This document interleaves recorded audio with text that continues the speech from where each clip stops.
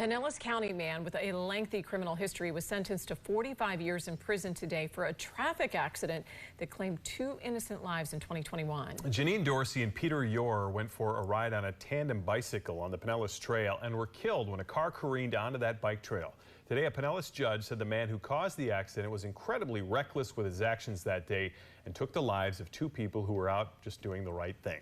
News Channel 8's Jeff Patterson joins us now live at the Pinellas Courthouse with more. Jeff. Good evening, Josh and Jen. Well, full disclosure here. First off, Janine Dorsey was an employee of the Tampa Tribune, and she and Peter Yor were known to a number of us who work at Channel 8. Today, their families told the judge just how much the loss means to them. Janine Dorsey and Peter Yor loved to ride their tandem bike. In May of 2021, they went on a ride on the Pinellas Trail and were killed instantly when a car was hit by another vehicle on Keystone Road and then flipped and rolled into them. Peter was a helper, a giver, a friend.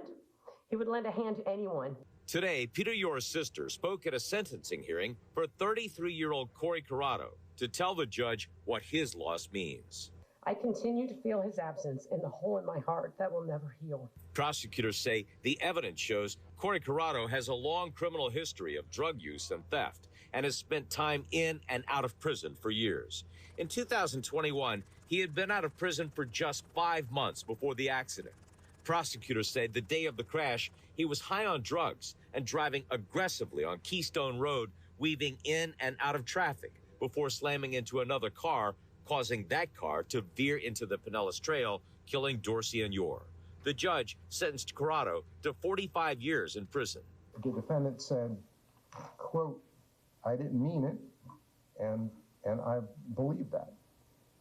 But he did mean to consume as much methamphetamine as a person can possibly do."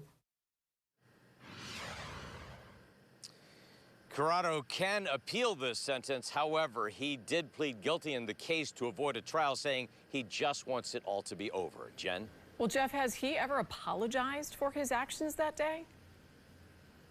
Well, he had not apologized on the advice of his attorneys because it might have amounted to basically a confession. But today, he did take the witness stand and apologize for his actions, somewhat tearfully, I might add. Coming up at 6, we'll have more on what he has to say about this. But the judge did point out in sentencing him that he's had multiple times before to be in prison and make good on his words and actions, and he had not done that. Jen?